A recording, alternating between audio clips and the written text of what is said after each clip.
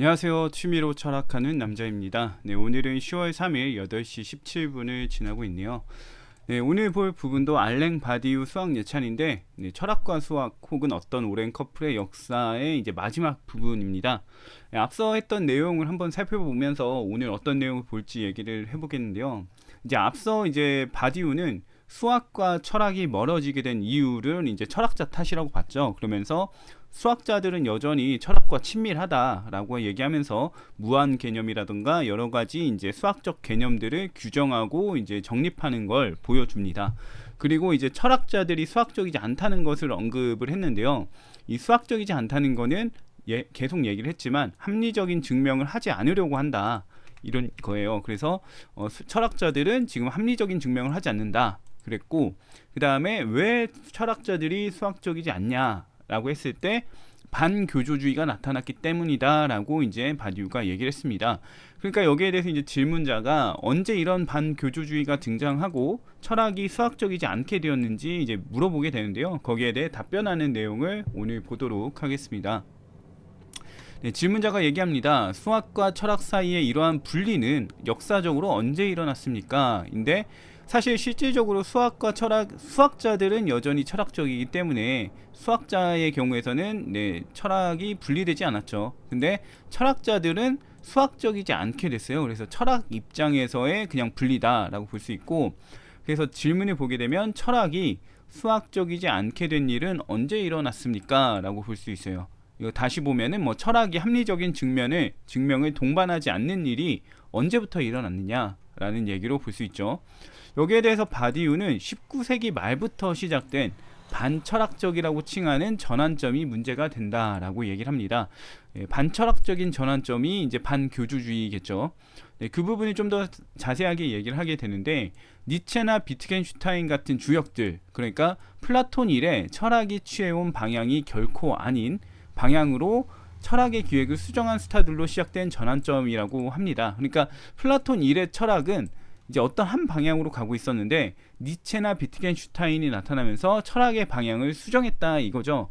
니체는 이제 뭐 교조주의를 비판하면서 수정을 한 게 맞는 것 같은데 비트겐슈타인이 그랬는지는 제가 정확하게는 모르겠습니다. 아무튼 니체와 비트겐슈타인 같은 반교조주의적인 철학자들을 계기로 해서 이제 철학의 방향이 수정됐는데 그때부터 이제 수학적인 증명, 합리적인 증명이 일어나지 않게 됐다라는 얘기를 하는 거죠. 그 다음 보면 철학의 완전하며 체계적인 성격을 감당해야 한다는 생각을 버린 것이 바로 이들입니다 라고 얘기가 나오죠.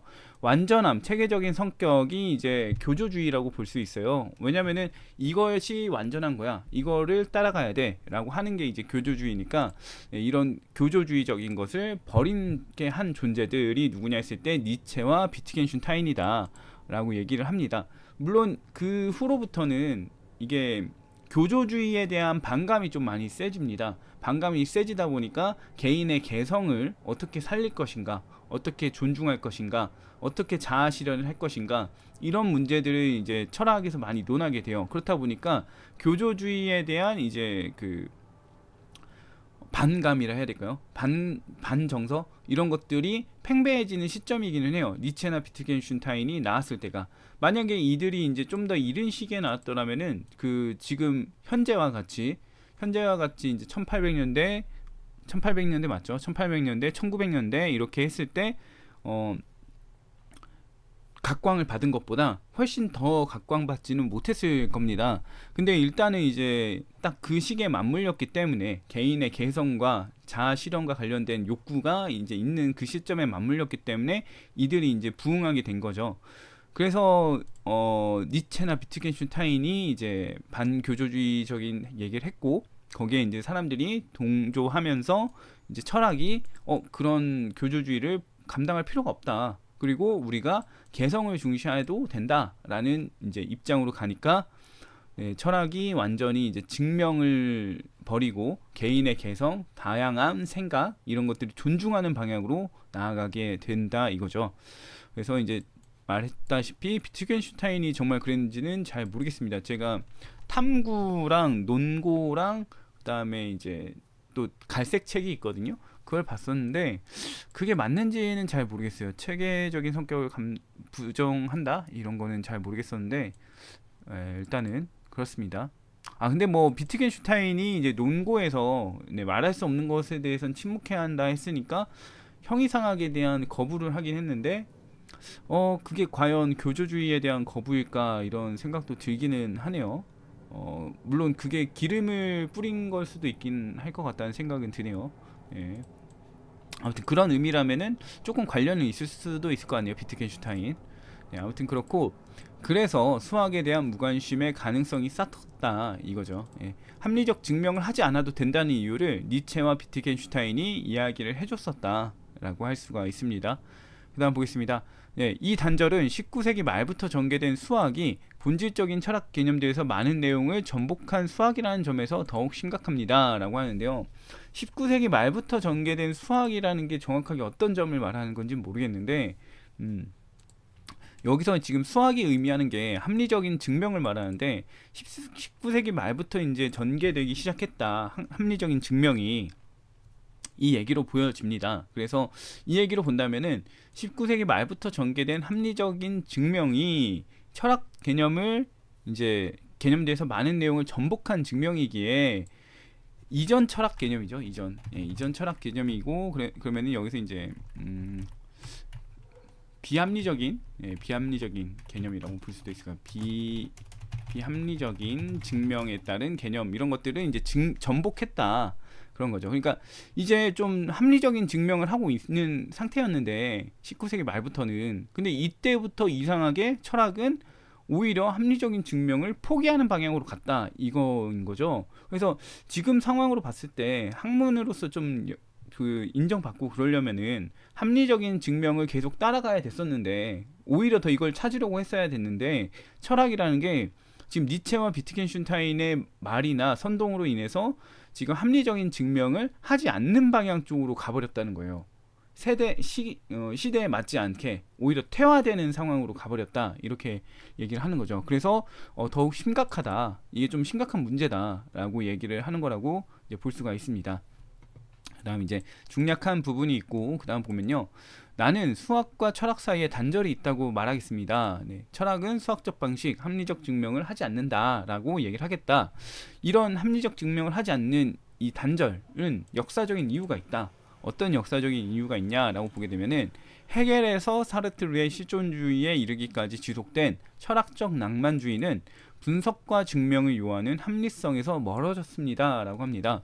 그러니까 결과적으로는 지금 실존주의와 헤겔의 얘기가 나온 걸로 봐서 제가 봤을 때 개성과 자아를 존중하려고 하는 그런 태도로 보여집니다. 헤겔은 정확하게 모르겠지만 사르트르는 그렇게 볼 수 있는 것 같아요. 실존을 언급하고 그다음에 존재라는 거에 대해서, 현 존재에 대해서 이제 언급을 하게 되기 때문에 사르트르랑 이제 개성, 자아 이런 것들이 연관이 되는 것 같아요. 그걸 이제 바디우가 낭만주의다 이렇게 얘기를 한 걸로 보입니다. 이 낭만주의가 나타나게 되면서 개성과 자아를 존중하게 되면서 관습이나 교조적인 의무 이런 것들은 오히려 거부당하고 이제 반대하는 여론이 생기게 되죠. 그렇게 되다 보니까 이제 어떻게 되냐? 개인의 개성을 존중해라, 분석하지 말고 받아들여라, 증명하지 말고 그냥 인정해라, 이런 얘기로 가는 거예요. 그래서 합리성이 뭐가 중요하냐, 개인의 개성이 중요하고 개인의 존중받는 게 가장 중요한 거 아니냐라고 가게 되는 거죠. 이게 지금 우리가 현대에 많은 그 사람들이 알고 있는 그런 일반적인 철학적인 이해죠. 예, 그래서 이게 지금 나타났다. 예, 낭만주의, 철학적 낭만주의다라고 이제 알랭 바디우가 얘기를 하고 있습니다. 그 다음 보겠습니다. 예, 프랑스 혁명 시기로부터 역사에 관한 새로운 관심이 운동혁명 그리고 부정성을 중시하고 수학적 진리들, 초시간적인 것이 되는 수학적 진리들에 관한 영혼의 관점에 따른 종류의 관조를 희생시켰던 것이지요 라고 합니다. 그러니까 이거는 간단하게 말하면 이렇습니다. 프랑스 혁명으로부터 이제 계승되는 암묵적인 질서에 대해서 이 혁명이 있었잖아요. 혁명이 기존의 질서를 뒤집어 엎었던 거니까 이제 계승되는 암묵적인 질서에 대한 저항과 혁명을 중시하게 되었다라고 하는 겁니다. 프랑스가 그래서 이제 뭐 데모라던가 이런 것들이 많다라고 하잖아요. 그러니까 기존에 뭔가 불만적인 게 있다면은 그걸 터트릴 수 있고 거부할 수 있고 이런 게 나타나다 보니까 어떤 교조적이거나 이런 거에 대해서 이제 사람들이 견디지 못하게 되는 상황에 이르게 되었다라고도 볼 수 있는 거예요. 이 사람들의 의식이 변화가 생겼다 이거죠. 내가 좀 이거 아닌 것 같으면은 아니다라고 말하는 게 맞다라고 이제 보게 되는 거죠. 나한테 안 맞는 것이 있다면은 그건 아닙니다라고 말할 수 있는 그런 세태가 되었다라는 거고, 그다음에 초시간적인 것이 되는 수학적 진리라고 했는데 이거는 그겁니다. 이제 형이상학적인 걸 말하는 거예요. 초시간적인 거, 시간의 영향을 받지 않는다라는 얘기거든요. 그렇다 보니까 영원 불변하는 진리에 대한 거고, 그래서 수학적 진리들에 관한 영원의 관점에 따른 종류의 뭐 관조라고 되어 있는데 이게 왜 이렇게 표현되어 있는지 모르겠는데 다른 것들의 관조 이렇게 봐도 될 것 같아요. 그래서 이제 형이상학적인 것에 대한 관조를 희생시켰다 이겁니다. 왜냐면 이제 형이상학적인 것들 내가 받아들이기 좀 어렵고 복잡하고 그렇다 보니까 그건 난 더 이상 생각하고 싶지 않아. 지금 내가 판단하고 생각하는 것을 말하고 그거에 따라 살고 싶어 라는 입장이 생기니까 이제 그 받아들여야 될 이런 것들, 내가 보기에 지금 내 이해가 부족한 건지 나의 지식이 부족한 건지 알 수는 없지만 내가 받아들이고 싶지 않으면은 안 받아들일 수 있게 되어버린 거죠. 그렇다 보니까 이제 문제가 이제 생기게 됐던 거다라는 거죠. 수학적인 방식을 철학이 채택하지 않게 됐다. 사람들이 더 이상 교조적인 방식을 채택하지 않을 수 있게 됐다라는 얘기를 할 수 있습니다. 그 다음 보면 제도적인 이유도 있었습니다 라고 하죠. 어떤 제도적인 이유가 있었냐, 문과 교육과 이과 교육이라는 크게 동떨어진 두 집단으로 나눠놓은 구성이 그런 것입니다 라고 하는데요.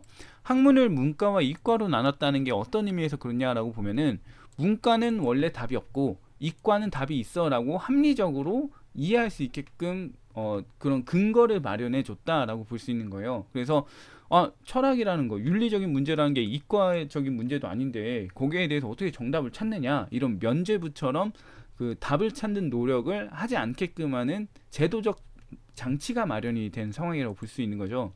그렇다 보니까 철학에서 답을 탐구한다거나 정답을 말한다라는 것이 이상하다. 문과라는 건 원래 답이 없는 건데 왜 이과처럼 하려고 하느냐라는 이 뭔가 제한 한계가 그어지게 되었다라는 겁니다.